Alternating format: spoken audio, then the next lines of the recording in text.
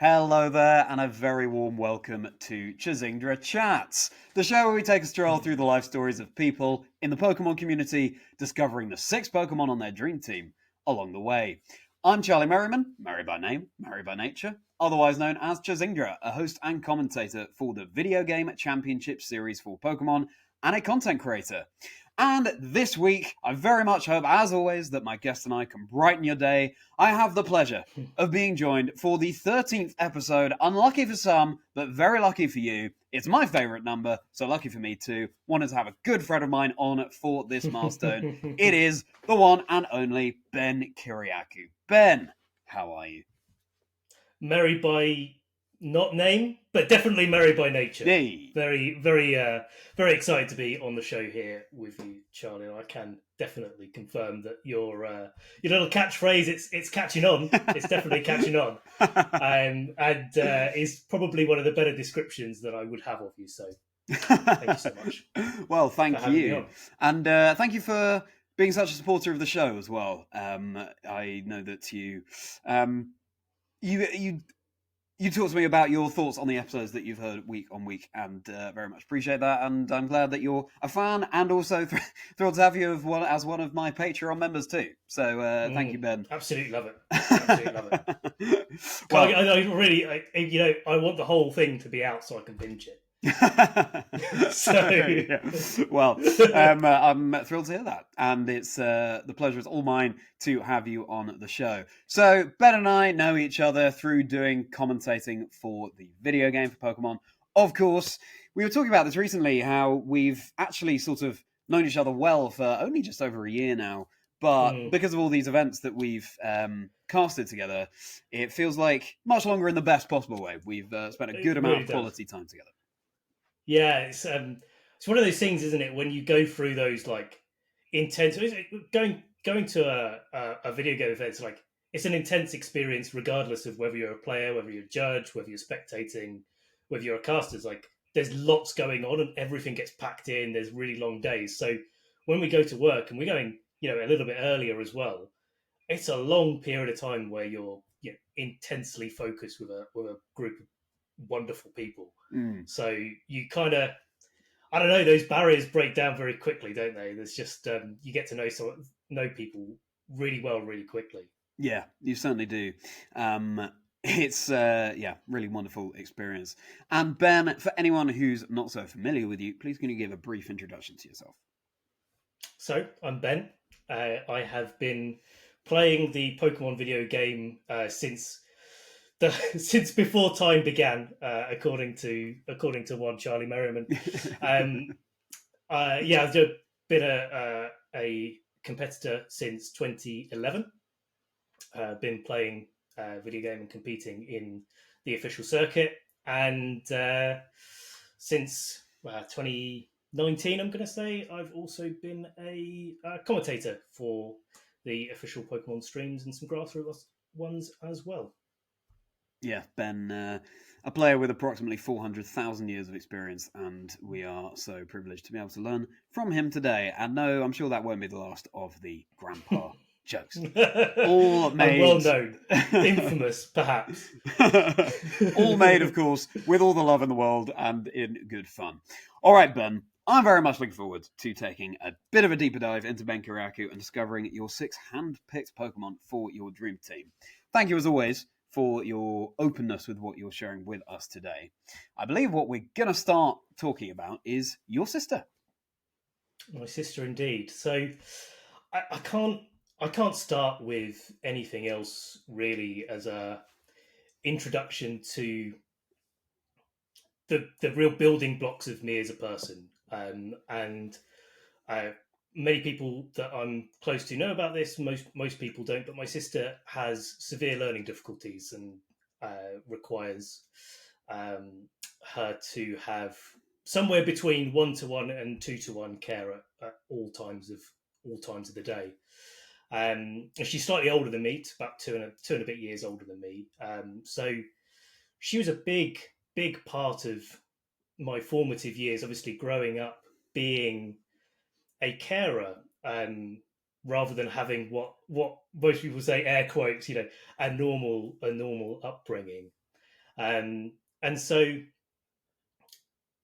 I think like I quite she is not able to communicate. So just to give you a little bit of an insight to what severe learning difficulties mean, she doesn't know how to communicate.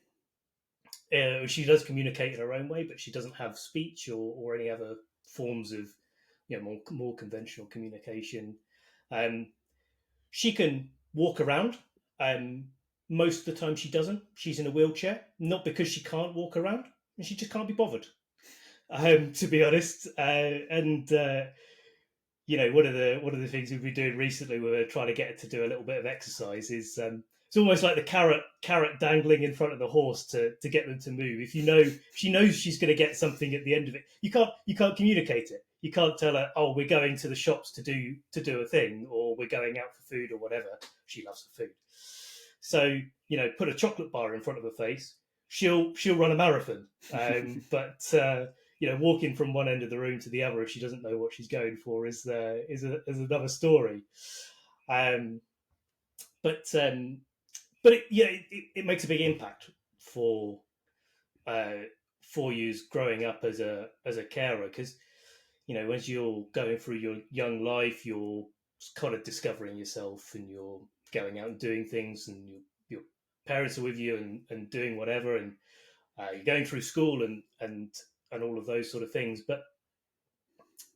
And of course I did all of those things, but when you have somebody that you've got to look after that needs so much dedication, requires care all of the time, if my sister needed something, that was it.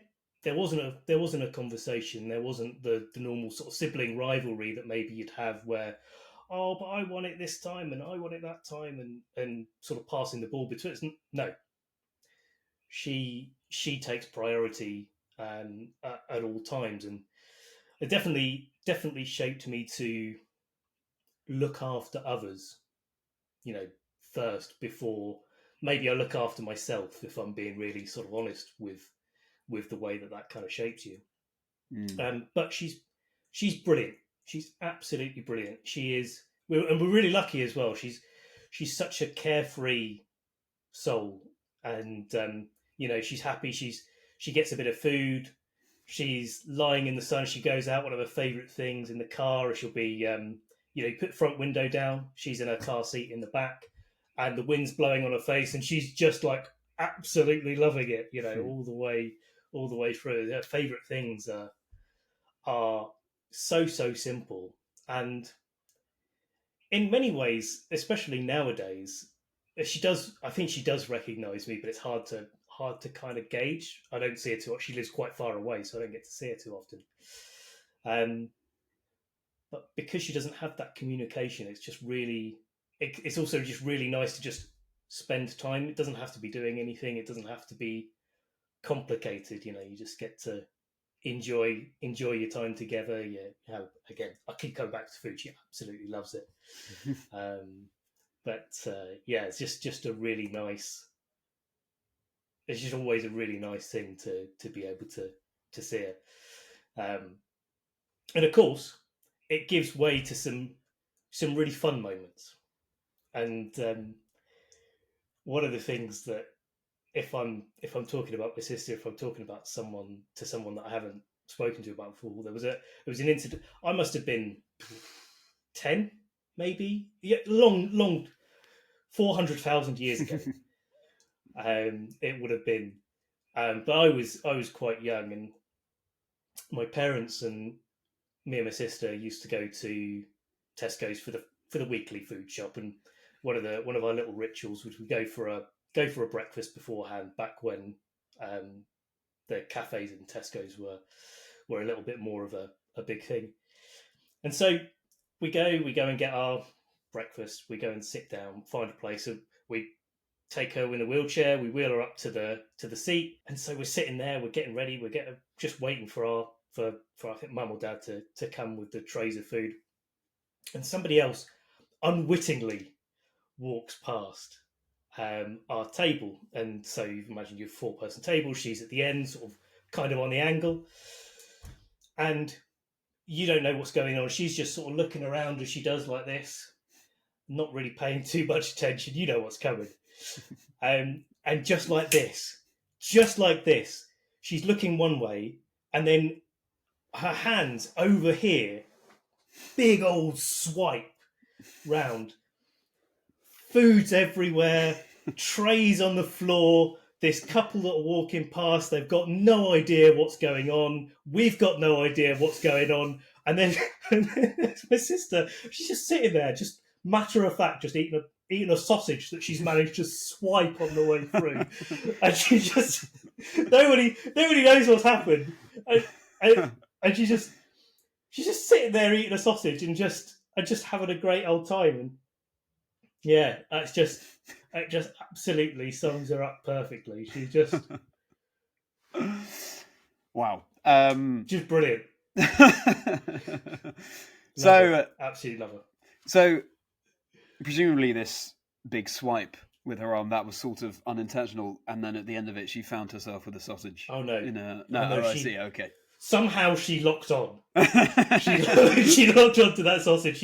Well, maybe not the sausage, but just she could see the food coming along. Maybe she could smell it. Okay. Whatever, but she's just sort of sitting there, and she just managed to somehow feel her way through all of the food on the way, and wow, it's pick up all this sausage. She's oddly not coordinated, but if she wants something, she'll go for it directly. Yeah. That sounds like a very well-honed skill there. Because she never learnt verbal communication, she doesn't look at you when she's communicating with you. She's thinking about what she does, and there's another little slight side, very, very clever. So most people that either can't hear or need some other form of communication use sign language. And that's what we use with my sister. And the sign for drink is this. Nice and simple. When she wants a drink, she doesn't do that sign. She grabs your hand and then moves it, because she recognises somebody else doing the sign as her getting a drink.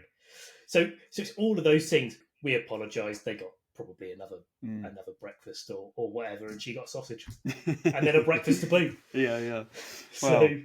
Well, fascinating, and certainly very very informative to the person you have become as well. Certainly an incredibly caring person in my own experience. And I'm going to segue from there into the first Pokemon that's going to be joining your dream team. So the aim for Ben here is not to build the most viable competitive team in any way necessarily. It's just the Pokemon that are special to Ben in some way. Ben's chosen these in advance. I have no idea what they are, so let's find out together. Ben, who's the first Pokemon on your dream team? Charlie, you would be telling maybe a fib to the audience if you didn't say that you knew at least one of my picks. It's true. For my favourite Pokemon. And of course it could be nothing other than Sableye. Sableye. Absolutely nothing other than Sableye. And, well, I know that a previous guest, Amanda, has tried to claim that Sableye is her favourite Pokemon. Let me tell you, it's not true. It's my favourite Pokemon. You do have a significant number of Sableye plushies to your name. I may have one or two. And it's funny, actually. It's not a Pokemon that spoke to me in my original playthroughs of Ruby and Sapphire.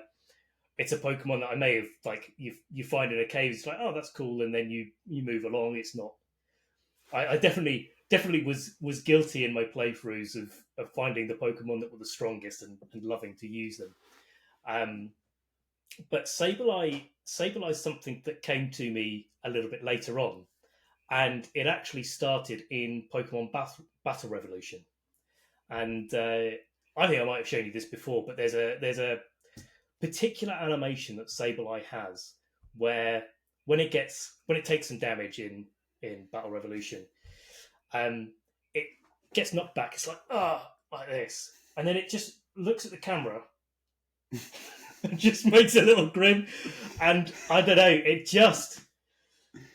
there's something about it that just speaks to me. I can't can't tell you what that is, but I absolutely love it. And there's been some fantastic fan art of it over the years. I love how it's like eating crystals. There was one in particular, a bit of community art that where it's like sees a crystal, uses some dynamite, blows up the mountain, gets blown like a little way away, but then it realizes that it's holding the crystal that it was going for, and then gets really happy and starts munching away and stuff like this. It's just like the little bit of personality that's been portrayed into it.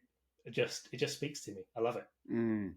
It's really interesting, isn't it? Because Sableye, a dual dark and ghost type, I don't associate either of those with you. And yet the slight, the harmless cheekiness, I do, so I can see that. It's interesting, but I reckon that over the course of this episode, we'll get more of an insight as to how you and Sableye connect. But yeah, well, sometimes it is indefinable, isn't it? We just see something and it strikes a chord, and that sets the course for our favorite Pokemon. Okay, so that's your favorite Pokemon coming out first, joining your dream team. We'll see how those other 5 slots are filled out. But we're moving on from Sableye. Quite an appropriate segue, I think. You talked about your early playthroughs of Pokemon there. Let's talk about you discovering Pokemon when you were younger. Yeah, so I remember it was a particular memory that I've got of the first time I ever played Pokemon, actually. And I don't know, absolutely no clue if it was Pokemon Red, Pokemon Blue, because it was actually at my godparents' house. And I think they had a copy of one of them on the Game Boy. And I played it, and I remember absolutely loving it for some reason. And I don't know why, because I couldn't figure out how to leave the house that you start the game in, and I must have started a new game, and I must have been wandering about this house. I couldn't get out, couldn't figure out. That was obviously the mats on the door, right? In the original versions, and I just couldn't figure it out. That you had to walk through the mat. I just thought it was, and I didn't have any games consoles at that point. I had no idea what was going on. But that's my first memory, but I thought it just looked so cool, and I remember just really enjoying it and being captivated by this one room. I can't. It was so long ago. I can't remember, but I just remember this, walking around and trying to figure it out. I think I might have got out of the house, and I was like, oh, like, what is this? There's more. So. Yeah, just the first thing, and I think I did have Pokemon Red, Pokemon Blue, the original games, first. And again, I don't have a memory of what my first partner Pokemon was. I don't have a memory of starting to play the game other than this room. But I do remember when I first got Pokemon Yellow, and I remember a friend of mine. In school, we were sitting there. We were all sitting in our house, in my house. He'd come over. We knew that Pokemon Yellow was coming and being delivered that day, and we were just like sitting there waiting and just in anticipation for the post to arrive. And it came, and I think I'd got a Game Boy Color for my birthday or something like that. And yeah, it was just an amazing start to the series, and it never went away, that kind of excitement for the next Pokemon games. And yeah, we used to play it. Remember in Pokemon Yellow, again, me spending loads of time just sitting in a room, because in Pokemon Yellow, in the power plant, there was where Pikachu used to follow you around, which I thought was the best thing since sliced bread. But you could talk to it, right? And it would come up in the middle of the screen. It would have this like animation or something. And in the power plant, it uses Thunderbolt in that animation when you talk to it. And I must have spent weeks. Maybe it was days. I reckon it could have been weeks. Just sitting there, just keep talking to Pikachu. And he'd just go, Pikachu, and then it would just like there would be like a thunderbolt and lightning. It would go black and white behind it, and I just loved it. And yeah, never. It kind of kept going from there, really. Thunderbolts and lightning, very, very frightening, but not for Ben. So I can see how that would have transfixed you when you were younger, and it's so cool that Pikachu would react differently depending on where you were. Absolutely, amazing the memories that stick with us. I also remember having to consult my brother, who's 4 years older than me, on how to get out of this first room. But the idea of you just being mesmerized by this room is incredible, and it simultaneously sort of, I think, sets you up perfectly for the journey you've been on since with Pokemon, and also the exact opposite, in that it's sort of, wow, everything about even the very first location I'm in, I love, but also, how on earth did you become a competitive player with such standing without being able to work out how to leave that room? A younger me was maybe not as switched on as I am now, but hey, you know what? It is the things, isn't it, that you latch onto, especially when you're young, that really shape you. I kept on playing all of the versions, and I was that. I got both versions of every generation up until I was going to say Sun and Moon then, but it's actually, I might have had all of them. I might have had. Oh, mate, I didn't get Platinum. Actually, I didn't have Platinum. That was one of the ones that I missed out on. But I wanted everything. I wanted to play all the games. I wanted to play them as soon as they came out. And I used to just play them over and over. Even when I had a few friends in high school that were that enjoyed it, maybe up until Gen 2 Johto, Gold and Silver. But I don't think if they did, they got much further. And I just kept going. Didn't I?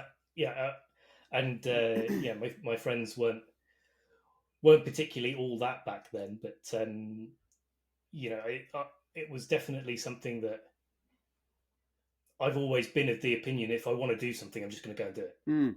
I don't need to have other people. With I enjoy it. I love having people around and good friends and all the rest of it. But even if they didn't like Pokemon anymore, I did. So you just keep going, don't you? Best way to be. That's certainly a theme that's been coming out over the episodes, especially talking to Amy Wosley a few weeks ago, how important it was for her to stick to that passion. And then also, I love the fact that it was your godparents who had a copy of Pokemon. A couple of times now, because I spoke to Quick Panic Kyle as well. Gamer grandmother that Kyle had introducing him to Pokemon. It's great that your godparents were invested in it as well. But okay, so now we've been able to work our way out of our house that we start in Pallet Town in the games. Let's see who's going to be joining Sableye on your dream team. Well, it starts with an S. Okay. But it doesn't end with an E. I was going to say Sableye again, but I'm gonna withhold that. I'm gonna play the game. I'm gonna play the game properly, Charlie. You did. I say to my guests in advance. Ideally, no repeats. And Ben did message me to say, "You sure about that?" I said, "If you can truly justify it, then sure." But no, apparently not. So Ben, thank you for refraining from having 6 Sableye in your team. Scrafty. And specifically the Scraggy as well. Actually, Scraggy is. I don't know how to decide on Scraggy or Scrafty. So it's definitely going to be the line there. Okay. So Hoodlum, and I don't know if I'm creating a theme here or not. But I do. I remember in Black and White, it was released, and I remember going into the tall grass around, and I can't remember Pokemon location names at all for the life of me.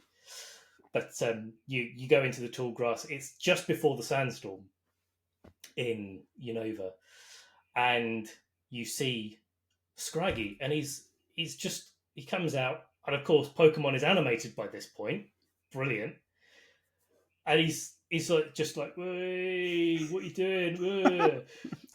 and then An uncanny impression.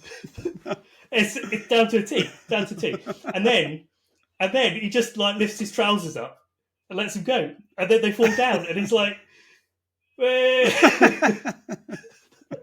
And that's it. And that's what's in my head. And then the Pokedex entry just talks about him going and headbutting people for no reason. And I just think it's brilliant. I don't condone this in real life. I don't know, something about Scraggy. Maybe it's in the Pokemon universe that it's all a cheeky little bit of fun, and it's just quite entertaining. But yeah, Scraggy, and of course Crafty. Then the evolution of that Pokemon that I loved, and then I used it competitively, and it had such cool sets, and I used it religiously in the Battle Subway to get some really long win streaks, and Dragon Dance and Moxie and Drain punching everything, and great coverage and all of that sort of stuff. So yeah, that line kind of for me combines that I just really like the Pokemon, and again it comes down to that personality, but also it then moves over into that competitive scene for me and kind of bridges that little gap, which there's not a lot of Pokemon that really do that overall, I think, in a really meaningful way, other than, that's a cool design kind of thing.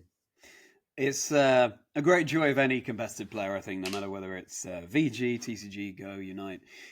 Being able to use a Pokemon competitively that you are a big fan of outside of the competitive scene, it brings something special with it. It's it's not it also takes your love for that Pokemon to a new level. There is a theme emerging here, isn't there? There's definitely an overlap between why you like Scraggy and Scrafty and why you like Sableye, in terms of that cheekiness. And you know what? I can see, now we're talking more about it, I can see that perhaps you could be part Dark type. I don't think you're pure Dark type at all, but I can see how you could be part Dark type. Yeah. You have a very sort of charming and harmless enjoyment of subverting, I think, and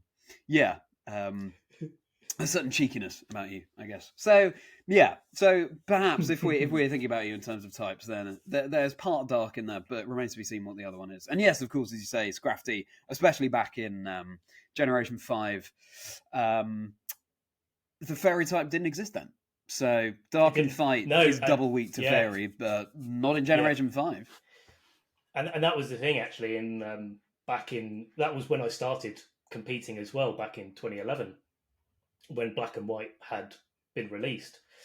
And Scrafty was an absolute menace. I mean, we'd come from a place where, and it still was in many respects, Hitmontop was one of the most important Pokemon that had a combination of Intimidate and Fake Out. And for those people that aren't VG competitors, that's a really good combination to be able to have. You switch it in, you lower an opponent's attacks, then you're able to disrupt it with a Fake Out, your opponent's team with a Fake Out, and it's a really important support piece to be able to have.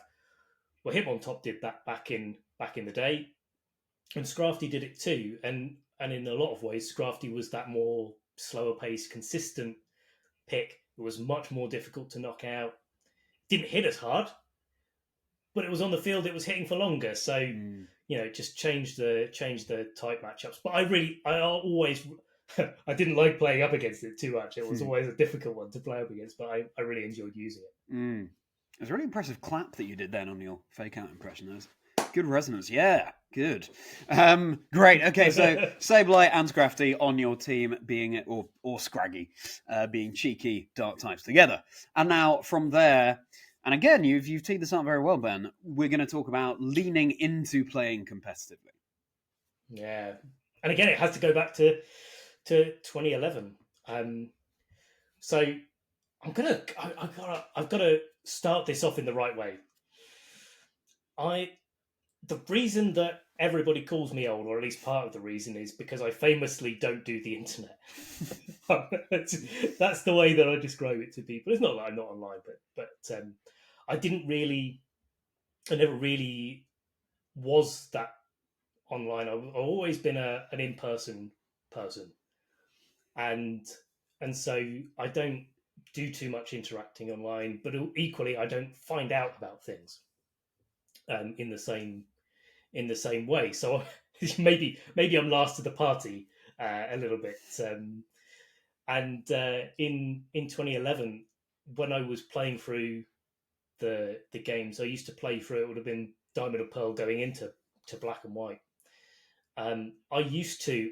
It was a surefire thing. I was going to become a competitive player because I used to play through the games, building teams, and then take them back to a previous save from one version to another, a low level team of 6 Pokemon, because you can't get everything right at the start, right? Normally.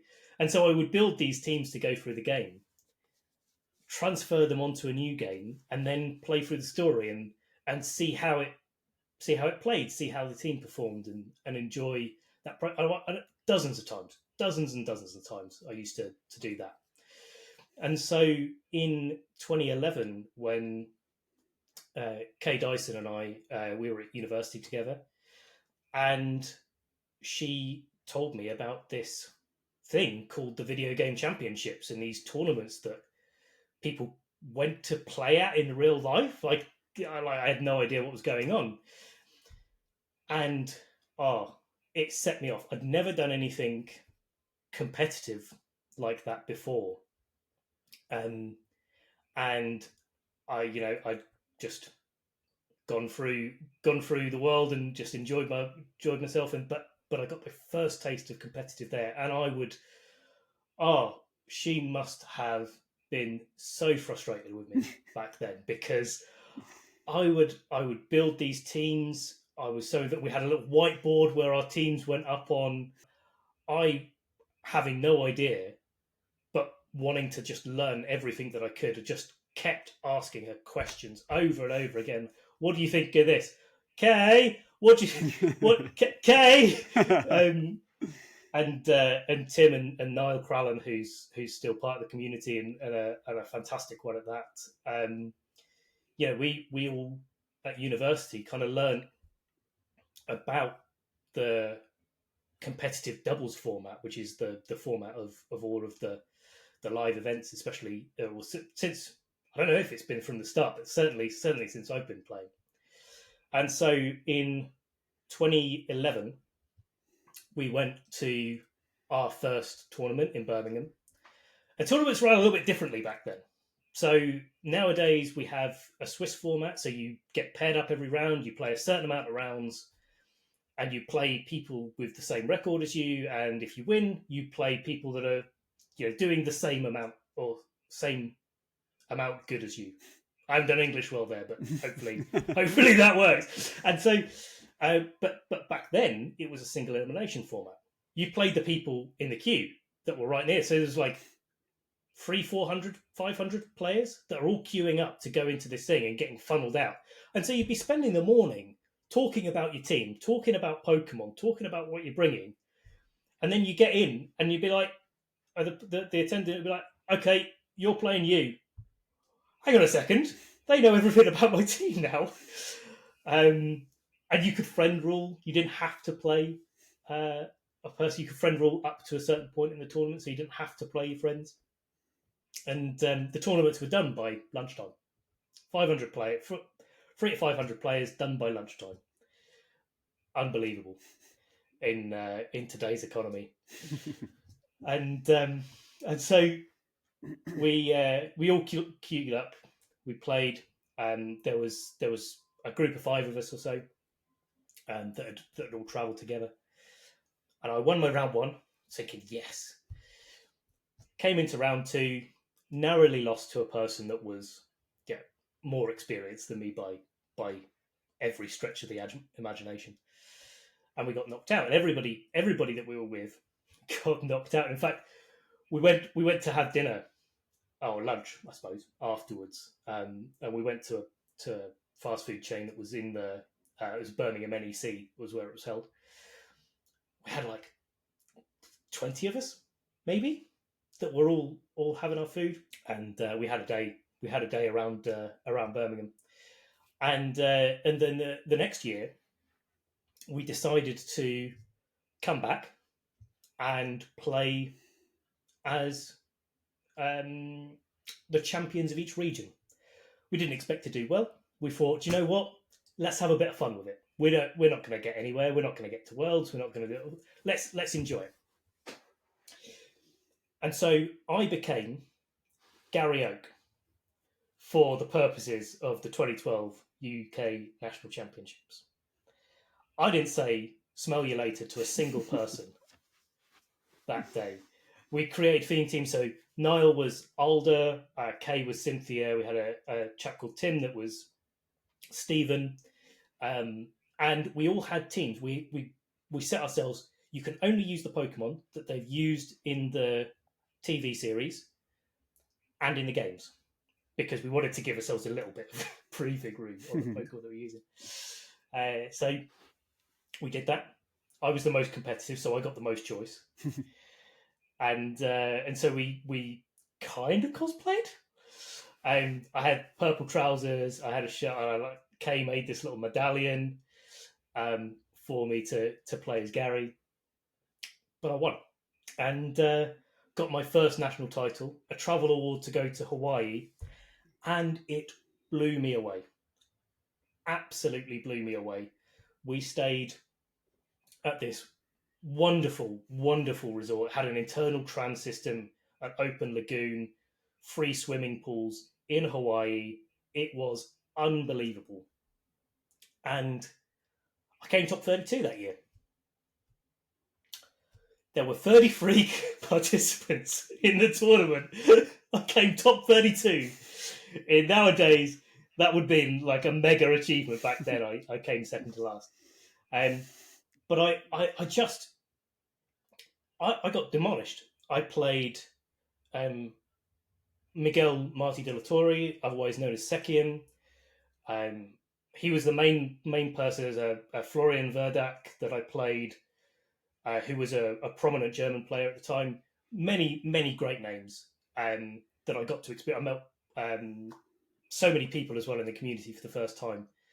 And I just got blown away by the quality of how well they played, how much better they were than little old me. I didn't use my theme team either. That was probably a mistake, but hindsight's 2020, isn't it? But I just remember, and I went 1-5. Yeah, that's for full disclosure. I just remember getting back from Hawaii and just being so inspired by all the players that I played. It's like, I have to get good at this game. I absolutely just need to do this. And I read all the reports and I played and worked, and I'd spend 6 or 7 hours a day for many years playing, practicing, training in many ways to develop myself as a player. And it was because of that experience, because I just got smashed and I wanted to bounce back stronger. And that's what's got me to the place where 2017 I went round all the internationals and played that circuit and been to compete most places around the world, and experience the people and the players and the places that make competitive Pokemon what it is. Could have gone two ways, couldn't it?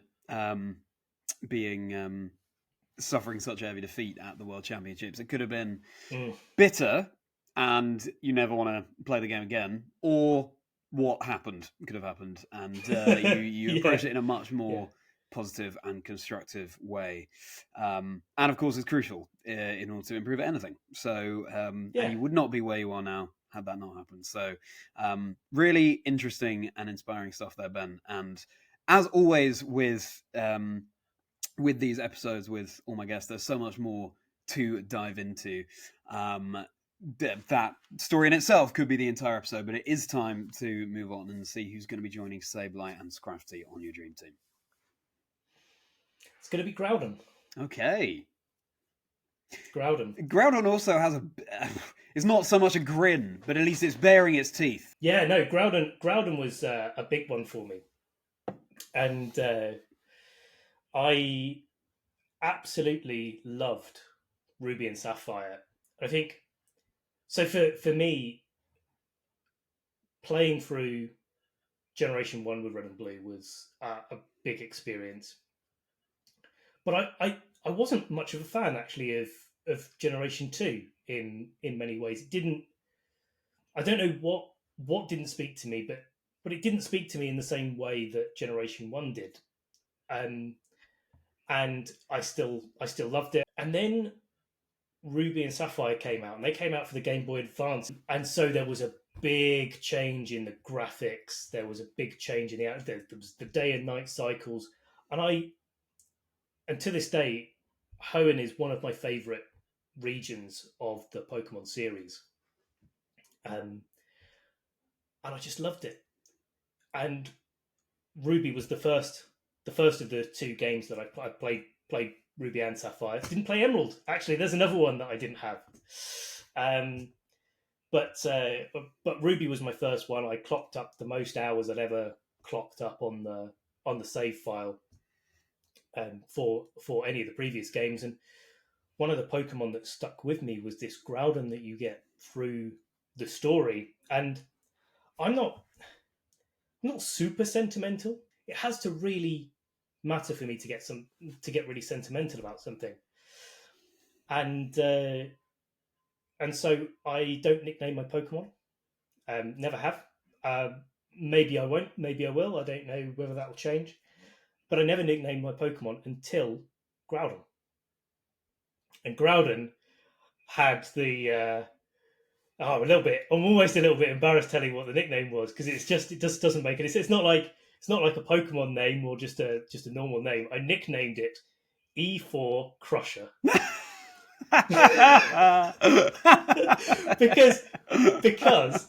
because I used it to annihilate the Elite Four over and over and over and over again, and that's what I still have it. I still have that Groudon it's come all the way from Pokemon Ruby, my first playthrough on there, and it's to this day one of the only Pokemon that I have ever actually nicknamed,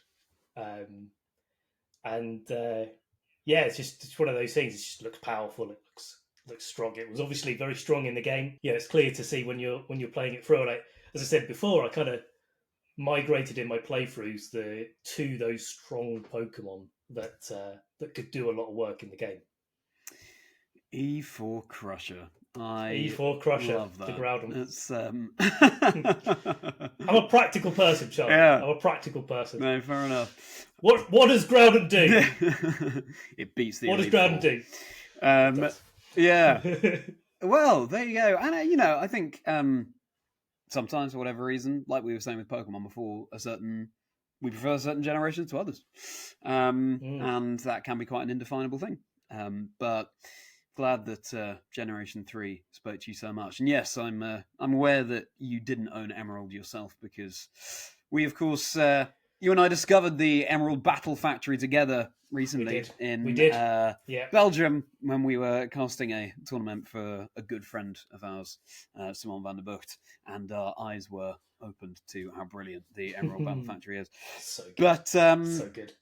Yes, Groudon. Okay, well, it's so cool as well so you've transferred that Groudon all the way up to the present. Okay, very cool. Very cool. Yeah. Still got it. It's amazing that we have the opportunity to do that. I love how interconnected all of the games are.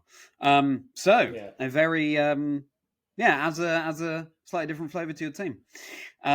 Okay, so let's go on from there. Speaking of different flavour, to the topic of a completely different flavour now. Talking about your job. Yeah. So, moving much closer to the present now is the business that I run, which is Meridian Office Furniture. and I've been in it nearly as long as Pokemon, working in some guise in there until I became an owner. And it's totally different, of course, to the world of Pokemon, but obviously a very big part of my life. It's been something that has been a constant for, well, since I finished university. So to set the scene here, it's originally my dad actually started a company back in 2001. He carried on, bought a furniture business partway through, and when I finished university, I actually didn't pass my degree. I came out with an ordinary degree, and the next day I was working, and I'd agreed with him to do some summer work. To menial is where I started in the business, right at the bottom, and I never left. One of his members of staff needed someone to come in, and help him with some work on furniture and running projects. And so I said, well, I'm not doing anything else. Why not? I didn't want to work for my dad. He didn't want me to work for him either. So naturally, we've been working together since 2013, and so I moved all the way up through the business, and 9 months in, I was near running all of the projects that were going through the business. Every time somebody placed an order for furniture within the company, I would be responsible for making that happen. And as I developed, I was like, well, I guess I could maybe help out pricing some work. Oh yeah, I can do that. That's pretty cool. Yeah, all right, I'll carry on doing that. And we need to do some work on the website. Yeah, I guess. Yeah, I can do that. Yeah. Let's do a bit of that. Oh, we need to do some 2D, 3D design work. I guess I can draw. Why not? Use a computer to do it. Sounds pretty fun. Yeah, I can do that. Cool. And same with selling. And so over the years, I learned all of the things, all of the different facets of what the business does, which is twofold. The first is e-commerce. So if, as we all know, you go online, you can buy stuff. You can buy stuff from me online if you so wish. And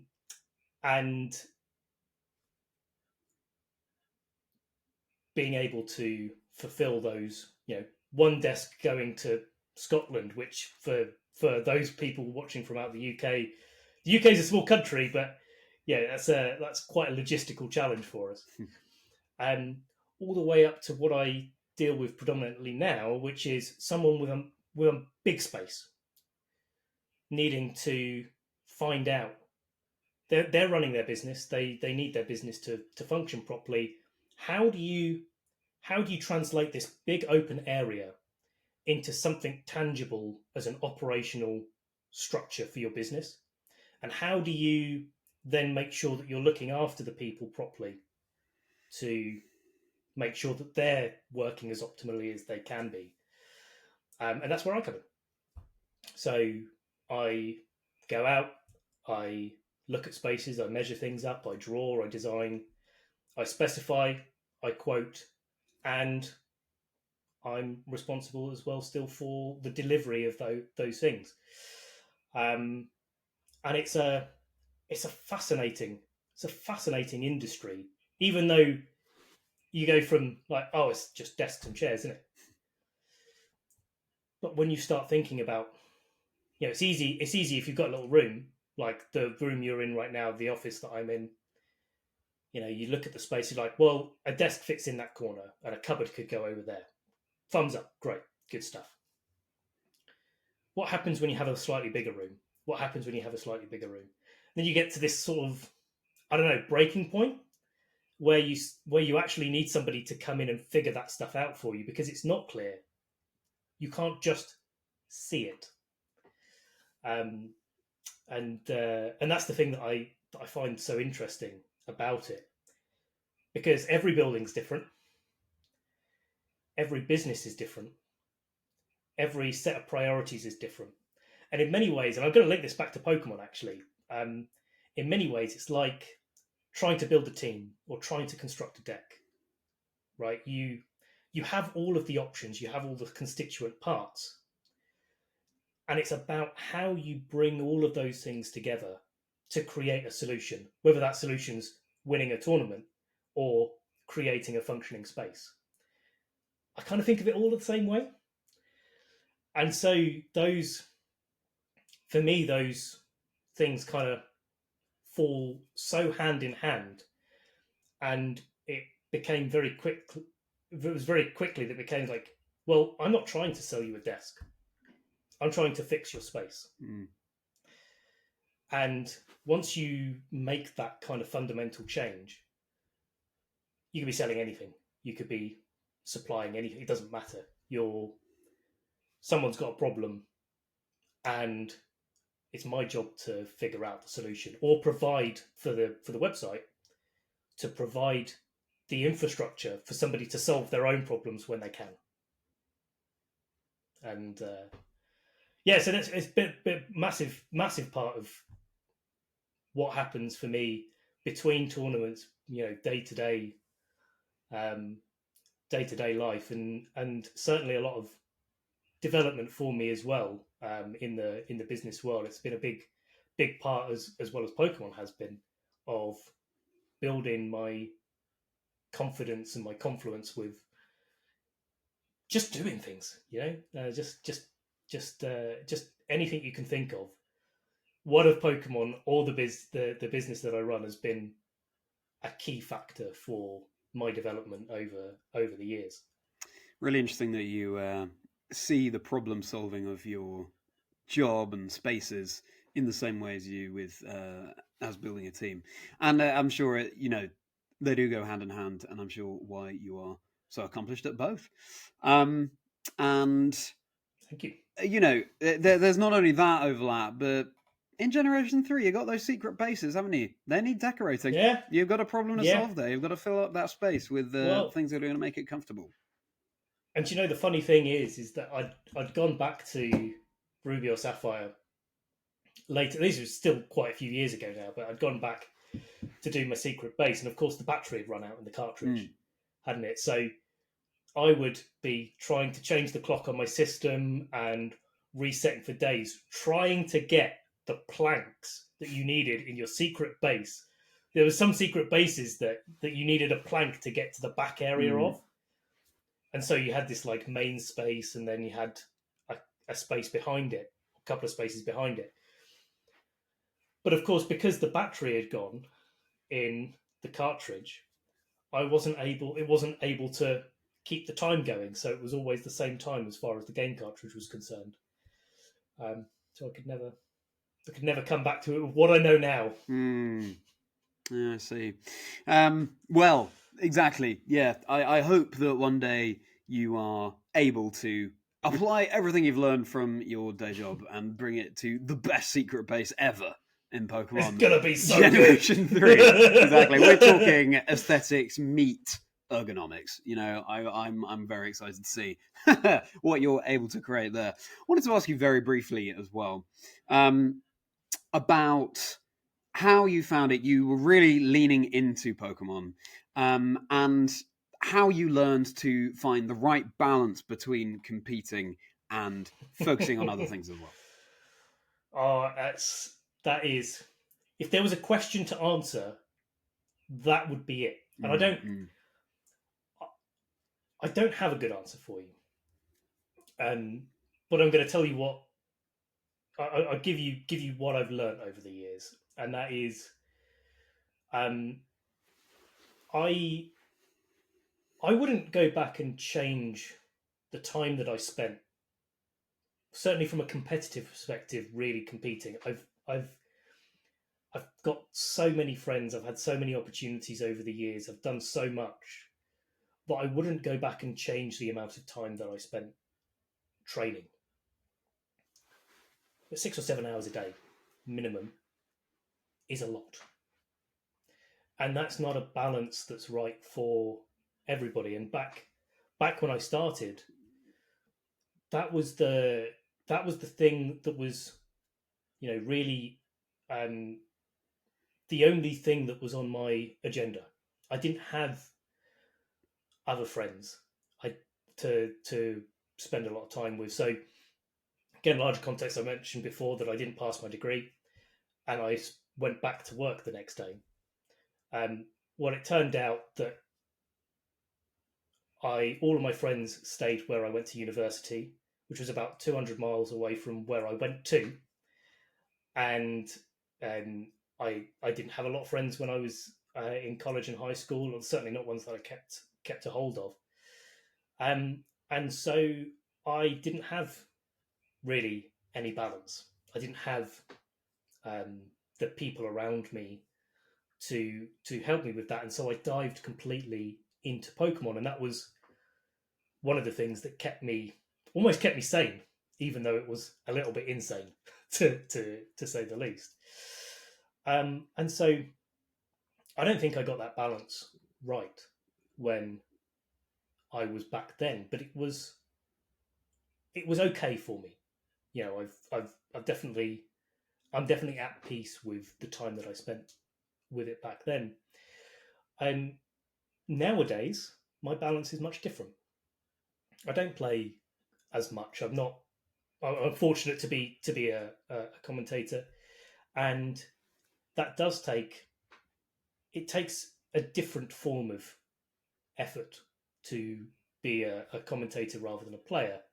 And instead of grinding match after match after game and team building all the time, I'm working on looking at the metagame, keeping up with the players that are playing and that sort of thing. There's a different form of effort that creates some more balance for me. I can still be a part of that, and I really enjoy that side of things. But I've also got a lot of other things that are going on in my personal life as well, and the business is taking a little bit more of a front seat these days. And so I feel much better that I can put Pokemon down now, in a way that I didn't used to be able to, because all the rest of the things that are in my life are much better. I'm fortunate to be in that position now where I don't need Pokemon to be doing that sort of thing for me anymore. Certainly from a competitive, because at the end of the day, going to tournaments and top 16, top 8 winning every time. I spent 2, 3, 4 years. I never got worse than a top 16 at a tournament ever in that time. That feels good. That feels good. And it keeps the old batteries charged up. So that was my balance. But I would say to anyone as a little tidbit, if it works for you, you can make it work, and you're loving it, great. Go for it. But there's other stuff too. You gotta look out for life as a whole. Touching and very important words indeed, there, Ben. Thank you for sharing that with us. Yeah, that's certainly a lot of food for thought there to reflect on. Well, let's move straight on from there to who's going to be the fourth Pokemon that's going to be joining your dream team. Of course, we got Sableye, we've got Scraggy/Crafty, and we've got Groudon, who, incidentally, is reshaping the landscape just like you reshape people's offices. So I can see a little crossover there as well. But who's going to be joining them? It's going to be Florges. And specifically, Charlie, the orange one. Okay, all right. It could be the white one, but it's the orange one. Lay it on us. Okay. It is. If I was to have a signature competitive Pokemon, it would be Florges. It's probably Florges. Yeah, I'm gonna. There's another contender for it, but it's probably Florges. So in 2014, when I was really serious playing. My friend Steve and I and Sam were building teams for the competitive circuit that year, and something that something that Steve and I really cottoned onto was this composition of Merriman and Mega Gyarados as a core combination, alongside well, for me it was Florges, for Steve it was Sylveon, a Fairy type, and Ferrothorn. And Florges turned for me into just such a brilliant support Pokemon in that sort of core composition. We rounded out the 6 Pokemon, of course, that you use to compete in the video game championships, but Florges was the thing that glued the team together for me. And the thing that it did specifically is it has its ability Flower Veil, which, for those that don't know, protects a grass type in Ferrothorn, ally Pokemon, from stat drops. So Intimidate dropping attack, Fake Tears dropping special defense, Screech dropping defense, and anything like that. And also what's called non-volatile status, and that is burn, paralysis, sleep, poison, and freeze. The 5 things that when you finish a battle in the game, they stick around. Like confusion, you can get confused, and then when you finish the game, you're not confused anymore. And so that's what it protects. So it's a really, really powerful thing in VG, because a lot of those tools are used to disrupt your team. It had light screen as well, and so Ferrothorn became unbeatable in that particular team. It had Leech Seed to recover some health back. It had the light screen. We had some Intimidate with the Gyarados and the Mega Manectric.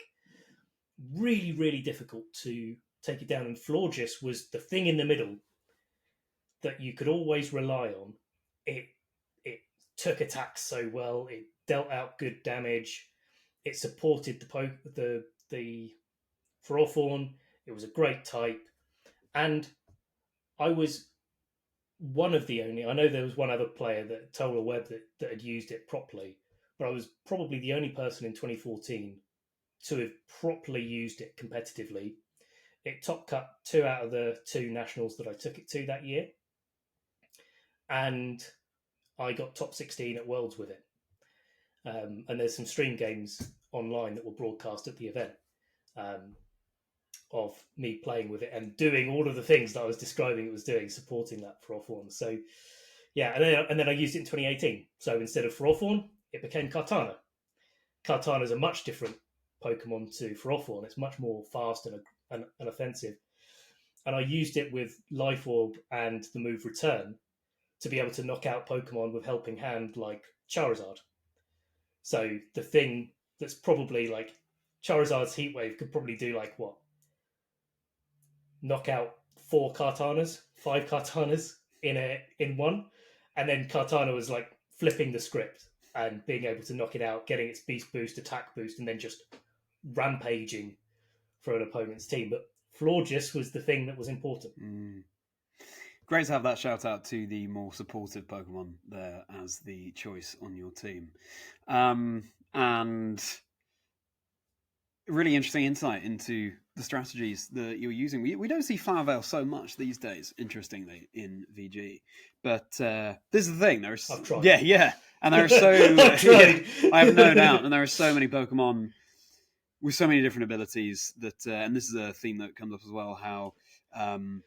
sometimes, the format can move on and potentially the absolute best archetype or whatever, or a few of them, have never been discovered by the time we move on, just because there's so much potential to explore in the format. Totally. And abilities that we could have been looking to that just because there are so many, we didn't get around to trying yet, sort of thing. But so that's really interesting. You also said that it would probably be Florges. There could be another if you had a signature Pokemon. Are we going to come on to that later on? I'll keep it up my sleeve. All right. As short as they are, I will keep it up my sleeve. Yeah, fair enough. Florges, and presumably the orange variant, because, well, it just favorite color of that Pokemon? So it turns out, no, so totally linked to competitive. Ah. Totally linked to competitive. And the white one was the one that I used in 2014. And the orange one I discovered in 2017. So I had the white one. I think maybe it's the most common. Maybe it's just the one that I ran into when I was training my team for 2014 competition. But I actually chose the orange one for the 2018 season when I played it again with Kartana. But why? Just like it. It's Right. orange, isn't it? Yeah. It's cool. That's. I think like there's definitely a thing if you can do it. You're looking at your 6 Pokemon. You've got to like what you see, and you've got to have that sort of color balance sure. No, going. Nice. You know. Yeah. You got to see it every team preview. Gotta go enjoy it. What's interesting about this team that you're building now is there's a bit of an orange theme going on there, I'd say, with the orange Forges. Groudon, sort of reddy orange Scrafty. Oh. That's a bit orange. Then Sableye purple, but it does have the ruby and sapphire and emerald on its back. Yeah. Anyway, interesting thread along. And then Florges is going to take us right into your experience of the pandemic and your household at that time. I wanted to really set the scene of how much Pokemon and my work are really a big part of how I identify with myself. They are the two things. If somebody says, "Who are you, Ben?" I can point to Pokemon, I can point to my business, and I can say they sum up a large part of who I am. And then the pandemic comes along, and no more live Pokemon events, and office furniture is not in high demand, to say the least. And so within lockdown, so I remember I was commentating at Malmo regional championships just before the lockdown was first announced in the UK. And I got back and there were some cases there. It was all a little bit fringe and I had to self-isolate for a week. Drove me insane. I am not used to being cooped up. And I don't particularly do well with it. That's just part of me. And so I got to the end of that week and I was like, yeah, okay, great. I can go back into the office. I can do stuff. I can go out and see clients. I can go to more live events and all of the rest of it. Lockdown. Got announced. Oh, what now? And so overnight, I didn't have so much with Pokemon. As I said before, like I don't really do the internet. I'm in person. I go to locals. I go to live events, but I don't play too much of the online competitions that people organise. That's gone, and well, I had let's say a fair chunk of work in the pipeline at work gone in an instant, and the business that I'd been building up and had its best year in 2019 ever by a long way. And I worked really hard for a couple of years to build it to that point where it was doing well. Gone straight away. We in that first year of COVID, the business did around a fifth of the turnover that we did the year before. No, a sixth. Sorry, sixth. It's not good. And I really, really struggled with it. I really struggled. I was in a poor mental state. I didn't know who I was anymore because there's no Pokemon going on, really, to speak of. There's the Players' Cup, and that's great, but it's not the same for me because of my need to go and see people.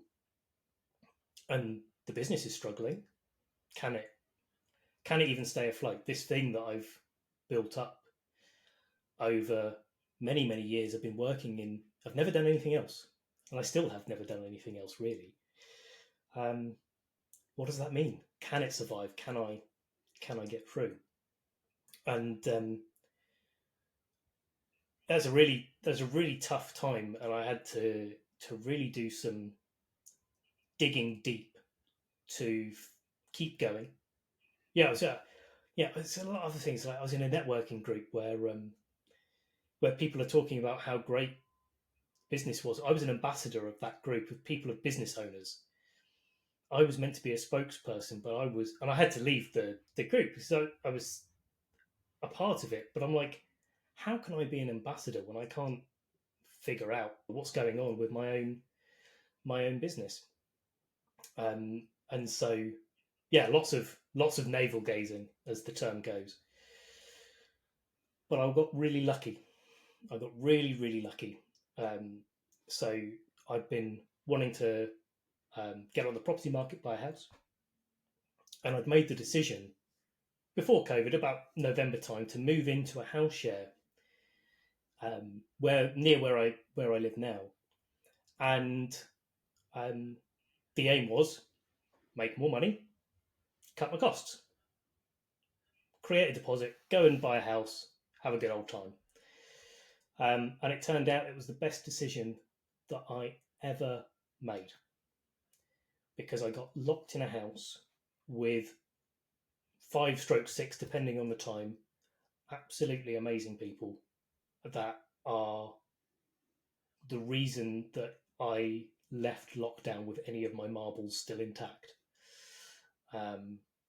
And we used to like sit down every evening. We'd watch Australian MasterChef in the evening. We would cook together. We would movies and board game nights. We would cook Sunday roasts. We would do everything together. We couldn't go out anywhere, so what else was there to do? But we were completely different. We weren't linked. We didn't know each other really before. And how lucky I got to be in that house of just amazing people. We all kept each other going, and that's a really big deal for me. And so I've kind of alluded to it before. I didn't have a lot of friends when I was in high school, in college. Those that I did, certainly in high school and before, they would bully me for being more capable than them academically. More than that, some of their parents also used to bully me for being more capable, and so I never learned how to connect with people properly, with people that properly have your back and are there for you. And I still struggle with that today. But there's a funny thing about being locked in a house with 5 people for 2 years.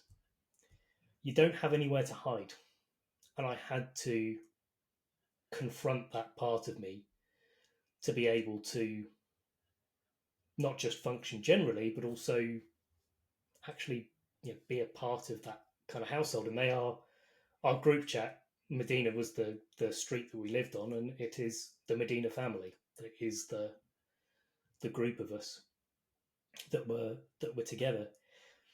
And so even though lockdown was a really difficult time for me, and one that I wouldn't repeat for all of the downsides, I almost would repeat it for the upside of being a part of that household. And not just that, also meeting my now partner, who we've been together for a while now, and I absolutely love her, and she's brilliant. She's really, really brilliant. I wouldn't have been able to be myself enough, I don't think, for that relationship to grow if I hadn't have been locked in that space and forced to confront those feelings. And so now it's such an important time for me, and it's created now. So with Pokemon now, we've come out the other side. I'm loving everything that I'm doing as a commentator. I'm loving being able to compete when I can and be involved in the community in that way. And the work, guess what? It's still there. It's picked back up. It's going well. It's in a completely different shape to what it was before COVID. But that's the beauty of doing a lot of thinking about. Like, just because you've been doing it a certain way for a certain amount of time, you don't have to keep doing that. And a big thing changed, and I changed with it. And I'm happy to say that now I'm in a great place, coming out the other side of it. But I couldn't have done it without the people that I did it with. Mm. Well, another theme that's emerging here is the looking back and not changing things that have happened, even if some of it was undesirable, because obviously in life that's going to happen. But that's also a testament to your own attitude towards it all and trying to take positives away rather than negatives. So hats off to you, Ben. And it's awful to hear about your experiences at school with people in your year, but also their parents. I mean, awful. But so very sorry to hear about that. But are you saying that you decided, I believe what you said was you decided to move into this house share actually before anyone even knew what COVID was? Yeah, I think there was maybe rumblings of it. I see. If you were following the news, I wasn't. But the point is that you just happened to make an incredibly lucky decision to move into those people. I see. Totally. Well, yeah. That's incredible. For other things, and one of the reasons was also to be a bit more social. Yeah. To be locked in a house with I had my own space, of course. Yeah. But when you are naturally bumping into people all the time, it does help you to broach those things. I wouldn't have done it nearly as quickly. Maybe I would have succeeded. Maybe I wouldn't have. We won't know. But you're right, and I think it's there's a big thing to be said about it doesn't matter what cards you're dealt. You can do something with them. Maybe it's not the best thing day one, but if you keep doing the right thing over and over again, something good will happen eventually. And having that determination to and the drive to just say no, this is right. I could have done so many things. Whether it was right or wrong for me, I don't know. But just in general, in life, do the right thing because it's right. And what somebody that's in my family actually, a phrase: "Do the right thing even though nobody's watching." And that's a big thing that sticks with me, and it eventually may not happen straight away, but eventually good things start to come from those decisions because you keep making good decisions. It's hard, but it's not complicated. And that can be a better segue into the fifth Pokemon that's going to be joining your dream team. So who's going to be accompanying Sableye, Scraggy / Crafty, Groudon, and Florges? My fluffy little moth pal, it's Volcarona. Volcarona, welcome to the team. Volcarona, which is the other Pokemon that I could have as a potential signature.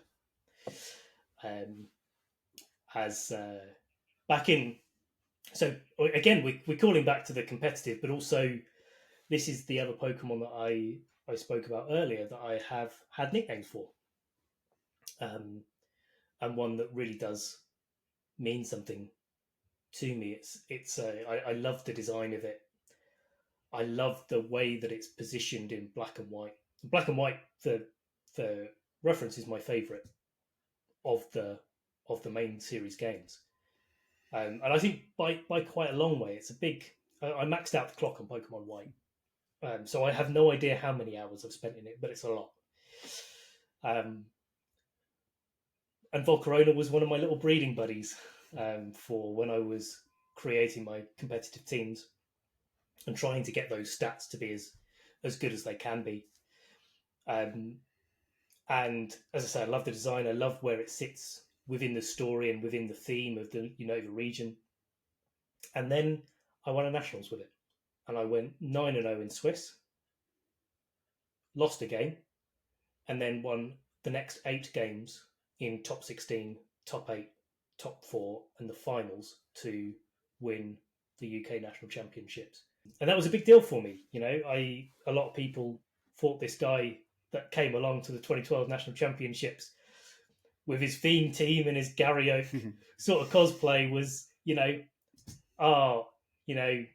not very good. Maybe somebody else could have been more deserving, or was more well known in the community.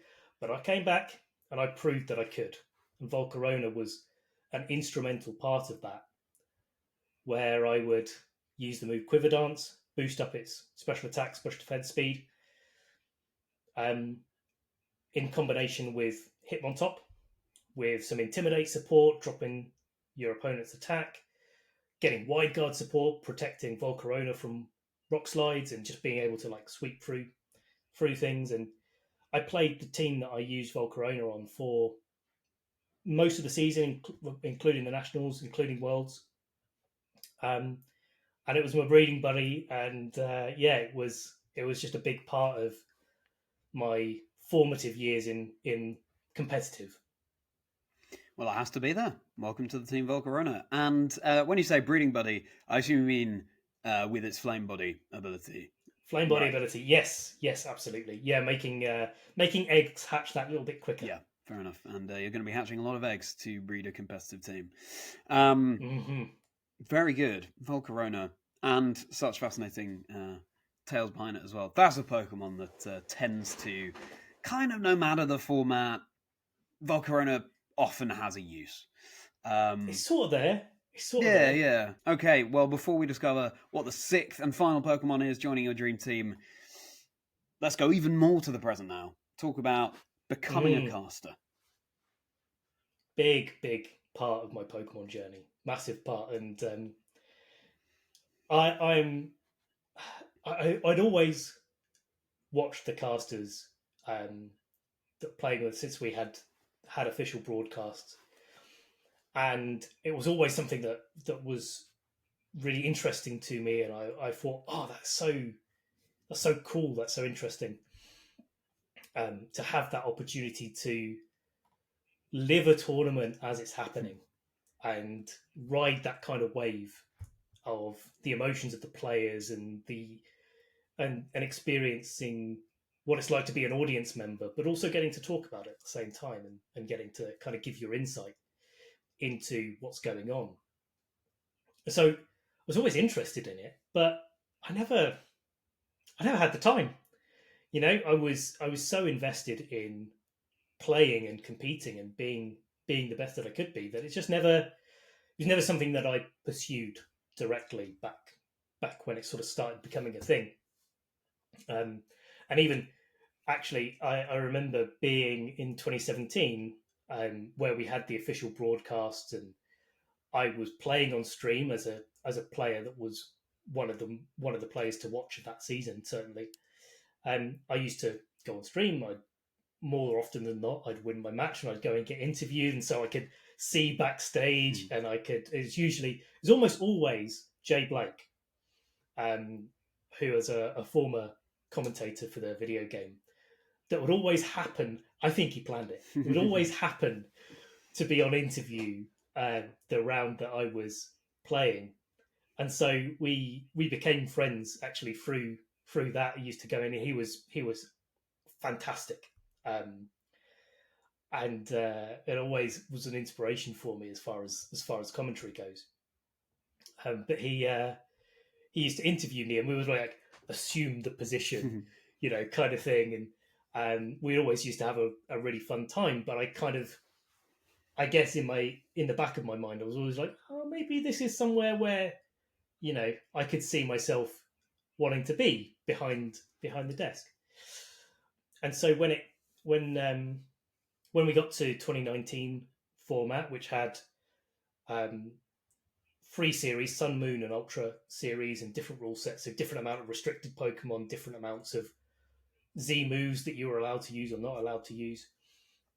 Um, I don't get on competitively with those sort of formats very often, and I got an opportunity to cast with Victory Road on a grassroots stream of, I'm pretty sure it was Frankfurt Regionals, and I've not looked back. I was so lucky to have that opportunity to do your first one, go along, and there's nothing. We were a bunch of guys.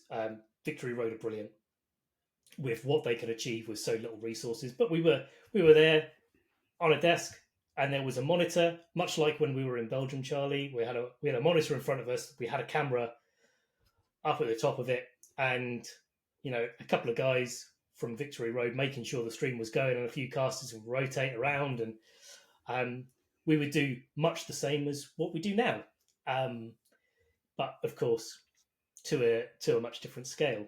I absolutely loved it.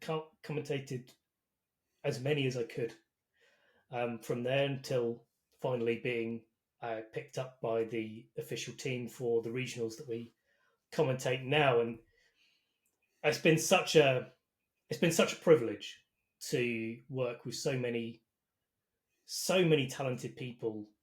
I've learned so much. I've become such a different commentator and caster because of the experience of other people. Just the willingness for everybody to give feedback and talk about things, and the discussions that go on behind the scenes where we're talking like, how are we going to do this? What are we going to do? What are we trying to achieve? How are we improving? How can we make this the best show that we can possibly put on? And the production guys that are fantastic as well, that kind of bring those things to life and make it all happen, and put it all, the video editors that make it happen, and everyone, so many people behind the scenes. But I've learned so much, and I'm so grateful to the people that have been a part of that. And I love it. Again, I said that so many times. I just absolutely love it, and love being able to. I've been the player. I've been the one that's on the other side of the desk, and now that I've got the balance that I have now, as I said before, casting gives me an opportunity to still kind of live vicariously through the players that are playing these days, but also I've forgotten more about Pokemon than some of the new players that are getting involved know yet, and been playing for so long and gotten so deep into the game that being able to share that knowledge and experience and give back to the community that's given me so much over the years is something that I really do treasure, and is really, really important to me. And whether I'm on the casting crew or not, if there's something to be done for making these streams as good as they can be, I'm there. I want to make it as accessible as I can, but interesting as we can, as fun as we can. Do our best all the time. I think it's a very natural next step for you, not just because of your pedigree as a player, but also just knowing you, the opportunity, as you say, to give something back, and also to share. I think you're someone who really enjoys sharing and helping other people. That casting provides is absolutely right up your street. And you said that the Sun and Moon series wasn't quite to your play style. What was it about it that didn't connect with you so much? Pokemon has had, competitively speaking, a lot of different flavors over the years. With the latest mechanic or thing that they introduced to the game. So back when I were a lad and I started competitive, I was only 19 at the time. I really was young when I started, and there wasn't any special mechanic. There wasn't a Mega Evolution. There wasn't Dynamax. There wasn't Z moves. Pokemon were just Pokemon, and so you'd have to find a way of getting the most out of all of the Pokemon on your team, not just in the terms of, well, this Pokemon's really good at this role, this Pokemon's really good at this role, but how do these Pokemon merge together? Much like Florges and Ferrothorn that I was talking about before.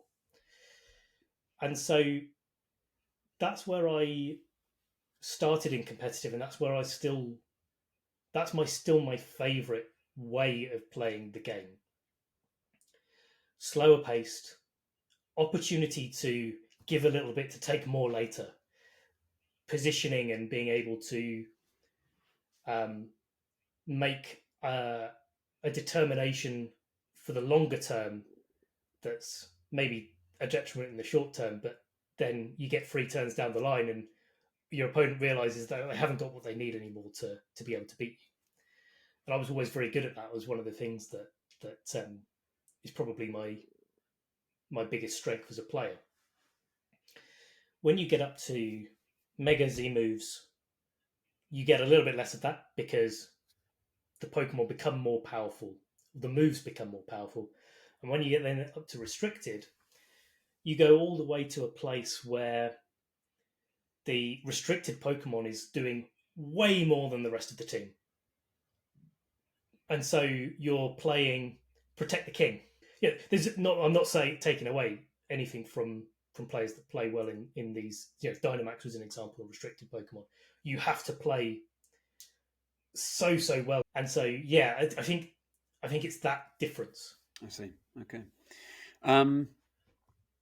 Well then, Ben, it's time. We've reached the final slot on your dream team. Who's going to be joining Sableye, Scraggy or Scrofty, Groudon, Florges, and Volcarona? Another moth. Huh? Or butterfly. Vivillon. Or Vivian. And it's really cool. I like the whole line. I love it. It's starting off as this little, but as many of the early bugs that you find in the game, they start off with a little caterpillar kind of thing, and then they have a little cocoony stage, and then they turn into the moth, the butterfly, whatever they turn into. But the thing that really caught me about Vivian is the different designs of the wings that it can have, and it really caught me. It was something that I just thought, that is such a cool design and mechanic to be able to have, to not only have a Pokemon tied to when you found it, maybe what you've done with it or the journey that you've been on with it, but also be about where you were and maybe tying that to what you were doing at the time, or if you're on a family holiday away and you find a different form of Vivian, that can come with you and stay with you for a long time. But of course, naturally, I have to come back to competitive as well. Being who I am, and it also had a move. It doesn't have it anymore. A move called Powder, which it's you use it on a Pokemon. If a Pokemon used a Fire type move when an opponent had been powdered, they would take 25% health recoil and not move. And so in 2014, when I was playing around with this, I had this team with Vivian and Mega Mawile, who's a Steel type that's weak to Fire type moves. And I used to take great pleasure in being able to powder a Charizard, have it use Heat Wave, take 25% recoil, and then knock it out with Mawile. And again, just like Kartana before, it would flip the script on what was going on. It can Rage Powder, it can Tailwind, it can do Pollen Puff now. It's got loads of other different supportive tools, but for me it was that Powder move. Again, creating synergy. Doing more with a combination of Pokemon than the sum of its parts. And again, like Florges, Vivillon was part of that for me in competitive. Would you say that you blazed a trail by using Vivillon with Powder? Were there many other players at that time doing that? Again, yes. If people watching aren't as familiar with my history as a player, I've been known to use Pokemon that aren't commonly used by other players. You won't usually see me more these days, but you won't usually see me coming to a tournament with a team that's completely expected. There'll be elements of it. There'll be things that are similar. There'll be things that are working in the same way. But I'm a builder. I want to use stuff that makes sense to me, even if it doesn't make sense to anyone else. And that gives you that can give you a significant competitive advantage. Catch your opponents off guard for sure. Okay then, is there a particular Vivillon wing design that you're choosing for your Vivillon? I'm pretty sure it's called Jungle. Jungle Vivillon. Okay then, so your team, Mr. Kyriakou, is Sableye, Scraggy or Scrafty, Groudon, Florges, Volcarona, and Vivillon. Interestingly, 2 Generation 3, 2 Generation 5, 2 Generation 6 in there. Oh, yeah. Yeah. There you go. And now the question, of course, is which one of these Pokemon are you going to choose to be your partner Pokemon? Well, I'm going to have to take a slightly longer-winded. I know I've been talking quite a bit throughout this episode, but I'm going to have to introduce you to my partner Pokemon. I'm going to have to introduce you to Sableye. To Mega Sableye. To Mega Sableye number 2. To regular Sableye. To Witch Sableye. To Pikachu Sableye. To a bigger regular Sableye. To regular Sableye. Yeah, strap in, Charlie. This isn't going to end anytime soon. To another regular Sableye. This is the one, Charlie. Thank you very much. This is the Sableye that you gifted me not so long ago. Happy birthday, Ben. To Ditto Sableye. To bigger Ditto Sableye. And we're rounding it out with Sableye TCG artwork.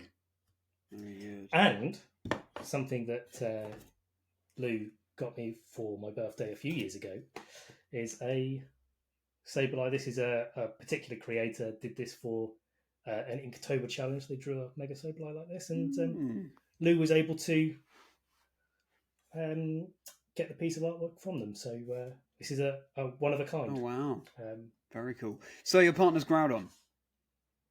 Yeah. E4 Crusher. Yeah. E4 Crusher. Sableye's got to be it.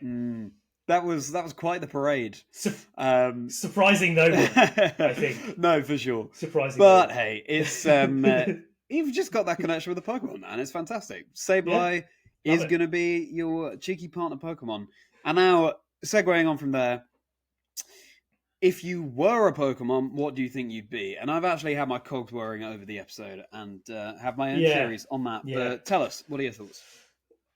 I'm going to need your help with this, John, because I really struggle. I think for me, it's I feel like me as a person, I've got this kind of dichotomy or kind of difference in my personality. I'm carefree, easygoing, having a bit of fun, chilled out and relaxed. And then I'm competitive, I'm strong-willed, I want things, and I want to do things, and I want to do it the best I can. And I really don't know. I was trying to think of a Pokemon that really kind of brought those two things in at the same time. And I'm not sure which one there is. So there's a few things that I've been thinking, like some are, it's also speaking to some of the parts of me. So like Slacking and Snorlax. I love a good nap. You know, I love a good nap. They were things that kind of crossed my mind and things. But you know, when Snorlax wants to get up and go, he gets up and goes. You know, if he needs another meal, he's going for it. Maybe that speaks to me a little bit more than I care to admit, to be fair. And Slacking, you know, moves every turn. Every other sometimes turn. he's chilled, sometimes he's not. Every other turn, yep, absolutely right. I could be a little bit of a prankster sometimes. Could be a little bit like Whimsicott, carefree, goes with the wind, doesn't worry too much, but a little bit of mischief in the background. Yeah, so I don't know. Those are the things that kind of spoke to me a little bit. Okay, but I don't know. So, I'm thinking along, well, similar lines, but none of those Pokemon that you've mentioned. I said earlier that I can see you being part Dark type, and I think that the other type that you are, perhaps your primary type, would be Ground, like your pal Groudon. But also because, yes, you have that cheeky angle, but I definitely see you as a very, as a grounded person. Simple as that. And someone who, you know, you like to keep things simple, and you like to make sure that, I think you value the important, simple things in life, and then build on those foundations quite literally as a interior designer of sorts. So I think you're ground and dark, and that immediately, of course, limits the field. I don't think you're a Ting Lu. Newsflash. No. But no. Let me just go downstairs to the kitchen. I'll get a bowl and put it on my head. It's like, but then I could be a Ting Lu. I do think that you could be a Sandile. Ooh. Now, I quite like that. I don't think that you'd be a full crocodile because, again, I just think that's leaning maybe too much into the dark side of things. I think Krokorok, again, is maybe a little bit too devious. I think Sandile has that cheekiness about it, is sweet. You are a sweet person, as well as being that ground type. I do like Sandile. I think Sandile's there for a bit of fun, but is also there just to, again, provide that grounded energy. So my suggestion to you is a Sandile.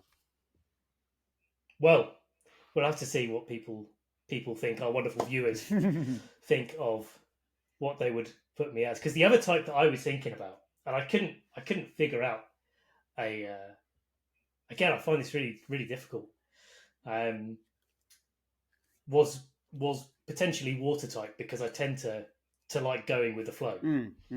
So again, maybe there's something else. I could see you as a Whiskush, maybe water ground, happy Whiskush. I could see that. Little moustache. Yeah, absolutely. I could get that. I always love Whiskush. That was one of my favourites as well. Yeah. That was a good so one. I could see that. Anyway, so that's the nexus that we're dealing with here, everyone. I'm saying Sandile, I could definitely see Whiskush. What do you think, as Ben suggested there? Let us know in the comments. We'll be fascinated to read what Pokemon you think that Ben would be, based on everything that we've heard of Ben up to now. And speaking of all of you, it's time for your questions. I posted online, as I always do, for questions from the community for Ben. Ben doesn't know which ones I've chosen here. So let's get his insights. And we're going to start off with Pokemon Go caster Leo Koenig, who, I love this question so much. If a song played every time you enter a building, what would it be? Now, this is actually quite an easy one for me. Contrary to my my normal disposition, I'd have a lot of trouble answering this question. But this one's quite easy. It's a choice of two. It'd either be Final Countdown or Eye of the Tiger. And the reason for that is that those are, back in 2012 Nationals, there was, I think it would be Final Countdown, my first national championships, and got my first trip to the World Championships. They would play music in the venue on a loop. And I remember, again, distinct memory of me sitting down just as Final Countdown started playing. And so you're in this big convention centre, we're getting started to play, and you're trying to hype yourself up. It's like... So yeah, final countdown. Final answer. Final countdown. Yeah. I'm picturing that. I'm picturing that accompanying you wherever you go, and yeah, it's certainly certainly one aspect to you. It's certainly your competitive aspect. Yeah. Of course, we all contain multitudes, but I love that answer. Final countdown, and thank you for that question again, Leo. Now, our good friend Simon van der Bucht, who we've called out earlier, Shmon, wants to know your all-time favorite competitive team. This is so much harder. Do I have to answer this? It's like, how can I pick? No, oh,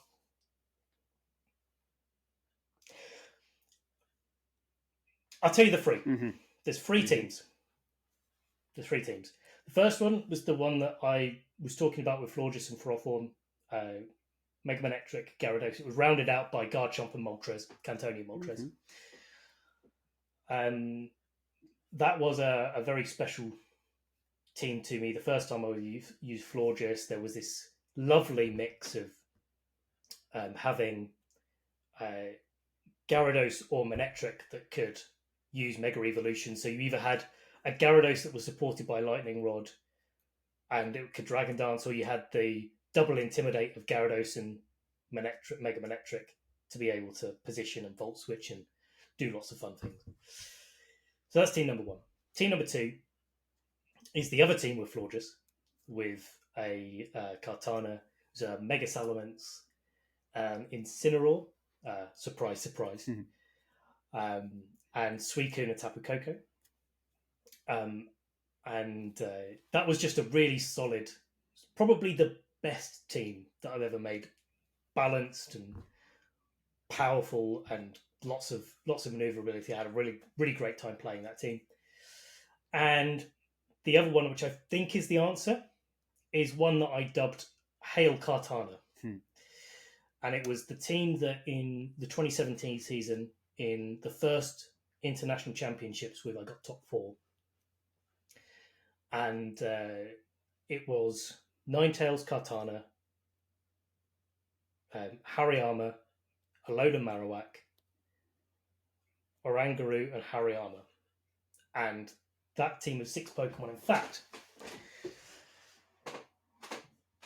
I have a little thing. This is, again, the lovely Lou drew this for me. Oh, wow. I see. So you said Hariyama twice, but you meant Milotic for one of those. Oh, did I? I meant Milotic. Yeah. I meant Milotic, wow. Wonderful, wonderful team. And it was the thing that catapulted me back into playing competitively. I remember, so 2016 was a restricted format, which I didn't get on with so well. I came back to London. I used that team. It was 2 weeks after the game came out. Nobody had a clue what was going on, but it was such a good team, and I used it all through the season. And I remember getting top 4. I could have won the tournament, but I just didn't. I just didn't make the right decisions in the top 4 match. And I remember turning to my good friend Sam and saying, "It's like, I've got to take this game seriously again." I know. But that was my window back into really, really seriously competing again after a couple of tougher seasons. And it was the first I popularized both the use of Kartana with that team. People thought that it wasn't very good, even though it was amazing. And also the use of Assault Vest, which became one of the staple items. If any team that I've ever used that looks a little bit different to the standard has made an impact in the standard teams of the metagame, it's that one. So I'm going to have to answer Hail Kartana. And I'm assuming because of that name, it was Alola Ninetales rather than Cantonian Ninetales. Alola Ninetales, yeah, absolutely. What an insightful answer. 3 really fun-sounding teams. Thank you very much for that, Ben, and thank you for that question, Shmon. And of course, something I didn't say at the very start was the time that we first met. We first met. My first live Pokemon event, Lille 2022. I'm aware of who Ben Kyriakou is. I've seen his name on Grassroots Victory Road streams as a caster. And Who is my very first opponent at any live Pokemon event ever? It's only Ben Kyriakou. And frankly, I obviously it was intimidating, but also clearly as a caster, you're somebody who wants to help people appreciate and enjoy the game. And so afterwards, I remember talking to you about the match that we had and the ins and outs and what you had been thinking. And it was very useful to talk to you about it. But that was a double restricted format there that we were playing, Lil 2022. And so take it from me that Ben can still beat people in a double restricted format. Finally, we've got a few questions all centering around a certain theme here, Ben. We've got a question from... I wonder what that might be. Question from Trading Card Gamecaster Alex Dow. Question from Think, Jamie Keane, and Scotty W0101. And the questions, respectively, are as follows. Respectively and respectfully. How do old timers like you and me become competitively relevant again? How did you get so old? What was it like playing VG in an age before electricity? Lots of hard living, Charlie. Back when I was young, we didn't have electricity. We ran our Nintendo DSs on Steam. Exactly, yeah. You're a player who's been around for a long time, and you're a player who's built up a lot of experience. I have. So how did I get so old? Unfortunately, that's the test of time. It happens to the best of us. I remember thinking people that were like 24, 25 years old playing competitively, like, why haven't you stopped yet? What are you doing? I'm now, 31, 32, something like that. I don't even know. That's kind of how it's got to. Guess what? Old Muggins here is still going. It is just the people around it is keeping me in. I absolutely adore going to events and seeing people and commentating and doing all of the things that we've talked about through this episode. All of them are so important to me, and it keeps me going and being involved in the community and just Pokemon in general. To answer Alex's question, it was Alex, wasn't it, that asked about becoming relevant again? To answer that question, when you figure it out, Alex, let me know. Give me a call, because I wouldn't mind knowing myself. It's a hard thing, and Alex has been playing a similar amount of time to me, actually, in the Pokemon trading card game. One of these days, Alex, we'll get our heads together. We'll figure it out. How to show these kids a thing or two. Thank you for that question. Well, those questions, Alex, Jamie, and Scotty. And thank you for being a good sport there, Ben, as well. Thank you for all of the questions that we've had there. If you'd like to submit a question for a future guest on Chazingdra Chat, so you can keep an eye on my socials at Chazingdra, where I post out requests for questions for the guests that I have on. I'd love to hear what you would love to hear. All right then, Ben. We've heard your story up to now. What I want to ask you is, what's next for you? It is a lot more of the same. For me, so in the work life, it's carrying on, improving, growing in my professional capacity, improving our offering as a business, and doing more of that, finding new people to help and figure out the spaces and do all of that.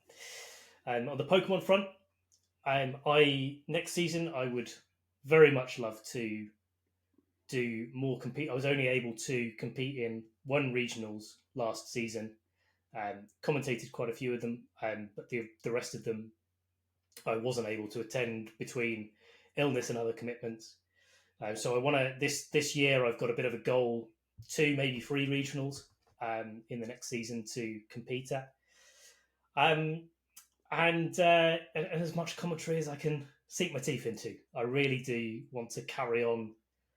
It's one of the areas that I know I still have a lot to learn. and I want to carry on learning and carry on growing in that capacity, and bringing all of this Pokemon that's stuck up here in the old noggin to all of the people at home.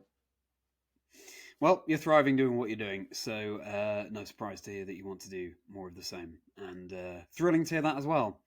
Finally, Ben, looking back from now, as a Pokemon video game caster, huge standing competitively, stretching back a long time, all the way back to the Ben who couldn't figure out how to leave the house in Pokemon Red and Blue. Maybe not just Pokemon Red and Blue. What advice would you give to that young you? This is there's lots I would say, and thank you for those that have been listening all the way through the episode, on to some places that are not my happiest along the episode. So thank you for anyone that's watched along and stuck with it. For me, I think I would tell young Ben that people are okay. People are fine. They're not out to get you. They're not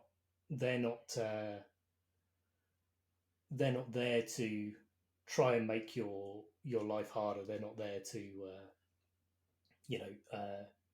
be a barrier in the way of doing the things that you want to do. And just be yourself. Yourself is good enough, despite what anyone else might have told you along the way. It's you is enough, and people aren't all out there. People out there aren't all coming to get you. Excellent advice. The sooner we all realise that we ourselves individually are enough, the better for everyone, I think. So, thank you, Ben. And the chat does not end there. Stay tuned for the announcement of next week's guest, but also it's time for Ben's Rapidash round. 15 or so minutes worth of quickfire questions that Ben has not prepared for. Like, if Ben could only compete or cast, what would it be? And who would be Ben's 3 celebrity dinner party guests? And also, the elephant that's in the room, or the 3 guitars that are in the room behind Ben. We're talking a little bit more about that as well, something we haven't talked about in the episode thus far. We tend to go that little bit deeper in the Rapidash round and discover that we've barely scratched the surface in the main episode. So if you're interested in tuning into that, you can hop over to Patreon, where you can support the podcast and me as a creator. Any of you there on the Patreon, and of course, Ben, you're one of them. You'll have the pleasure of listening to your own Patreon round back. Then thank you so much. But of course, I really appreciate the fact that you've tuned into the episode, just like Ben said just then. Regardless, so thank you either way. Hope to see you over there on Patreon, but no worries if not. And Ben, thanks so much for coming onto the show. What a pleasure it's been to talk to such a good friend about this stuff. Again, thank you for your openness with what you've shared. And, always a pleasure to hang out with you, but thank you for sharing so much with everyone watching and listening. Thank you. Now you said in your own words that you don't really do the internet, but if people were to want to keep up with you online, where would they go? Yeah, X would be the best place to keep up with me. I usually retweeting things that are going on in the official circuit. So at Tapu_Kyriakou. Yeah, very good. Do go and follow along with Ben with all of the things that Ben is reposting. And if you've enjoyed what you've seen or heard, then you do follow along with my YouTube channel as well, at Chazingdra. Drop a comment there. Ben's given us so much food for thought. We'd love to know what you think and what your own dream team of 6 Pokemon would be. Drop a like as well, and all of these things really do go a long way in helping out creators, so would really appreciate that.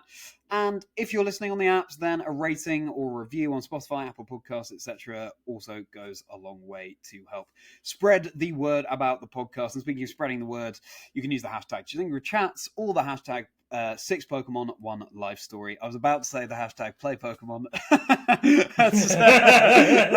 that is for cool, yeah. That's for a different piece of content. Welcome to the Chazingdra regional. Exactly, yeah. Hashtag Chazingdra Chats or hashtag 6 Pokemon Pokemon One Life Story. The show is designed for anyone who has any kind of interest in Pokemon, be it competitive, casual, or anything in between and beyond. So I hope that there's something for everyone to enjoy here. And any guest suggestions, you can email me on chazingdra@gmail.com. The sky's the limit in terms of the people we have on and their connection to Pokemon. And fundamentally, I want to make the best podcast for you all to enjoy that I possibly can. So any feedback, get in touch over there as well. Speaking of spreading word, if you want to keep up with what I'm doing outside of the podcast, you can follow me on X and Instagram and TikTok as well, @Chazingdra, for the casting that I'm doing or creating or everything beyond that too. You can follow the podcast too on @Chazingdra Chats. You can join my Discord community too. Everything's linked below. All sorts of ways that you can get involved. Now, next week, my guest will be the wonderful trading card game caster, Freya Pierce. Now, Ben and I have casted many events with Freya over the months, and Ben, it should be fun, shouldn't it? Oh yeah, definitely. That's going to be.